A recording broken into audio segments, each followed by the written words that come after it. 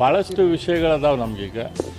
ಇಲ್ಲೇನು ಮೊನ್ನೆ ಕಾಲು ತುಳಿತಾಗಿತ್ತು ಅದ್ರ ಬಗ್ಗೆ, ಆಮೇಲೆ ಒಳ ಮೀಸಲಾತಿದ್ದ ವಿಷಯ ಐತಿ. ಅದೇ ರೀತಿ ರೈತರ ಗೊಬ್ಬರದಲ್ಲಿ ಈಗೇನು ಅನ್ಯಾಯ ಆಗ್ತಾಯಿದೆ. ಕೇಂದ್ರ ಸರ್ಕಾರದಿಂದ ಬಂದಂಥ ಗೊಬ್ಬರ ಅವರು ಡಿಸ್ಟ್ರಿಬ್ಯೂಷನ್ ಮಾಡೋಕತ್ತಿಲ್ಲ, ಸರಿಯಾಗಿ ಕಾಳು ಸಂತೆಯಲ್ಲಿ ಮಾರಾಕತ್ತಾರ. ಈ ವಿಷಯಗಳ ಬಗ್ಗೆ ಕಾಂಟ್ರಾಕ್ಟರ್ಗಳು ಪೇಮೆಂಟ್ ಆಗಿಲ್ಲ, ಗ್ಯಾರಂಟಿ ಇದು ಸರಿಯಾಗಿ ಮುಟ್ಟಿಸ್ತಾ ಇಲ್ಲ. ಈ ಎಲ್ಲ ವಿಷಯಗಳದಾವೆ. ಇವನ್ನೆಲ್ಲದ್ರ ಬಗ್ಗೆ ನಾವು ಮಾತಾಡ್ತೀವಿ. ಮತ್ತು ಇವ್ರು ಕೊಡ್ಬೇಕಲ್ಲ, ಸರ್ಕಾರದ ಮೇಲೆ ಅದು ಕಂಟಿನ್ಯೂಸ್ ಇದ್ದೇ ಇರ್ತೈತಿ. ಹಿಂದಿನ ಸರ್ಕಾರದ ವರ್ಕ್ಗಳು ಈ ಸರ್ಕಾರದಾಗ ಕಂಟಿನ್ಯೂ ಆಗ್ತಾವೆ.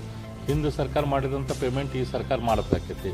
ಮತ್ತು ಇವ್ರದ್ದು ಟರ್ಮ್ ಮುಗಿದ ಮೇಲೆ ಹೋಗ್ಬೇಕಾದ್ರೆ ಇವ್ರಾದ್ರೂ ಸತಿ ಏನು ಮುಂದಿನ ಸರ್ಕಾರಕ್ಕೆ ಪೇಮೆಂಟ್ ಬಿಟ್ಟ ಹೋಗಿರ್ತಾರೆ, ಮುಂದಿನ ಸರ್ಕಾರ ಕೊಡಬೇಕಾಕೈತಿ. ಹಿಂದೆ ನಮ್ಮ ಸರ್ಕಾರ ಬಂದಾಗ ಕೂಡ ಇದೇ ಕಾಂಗ್ರೆಸ್ ಸರ್ಕಾರದ ಸಾವಿರಾರು ಕೋಟಿ ದುಡ್ಡು ಬಾಕಿ ಇಟ್ಟು ಹೋಗಿದ್ರು, ಅದನ್ನು ನಾವು ಕ್ಲಿಯರ್ ಮಾಡಿದ್ದೀವಿ.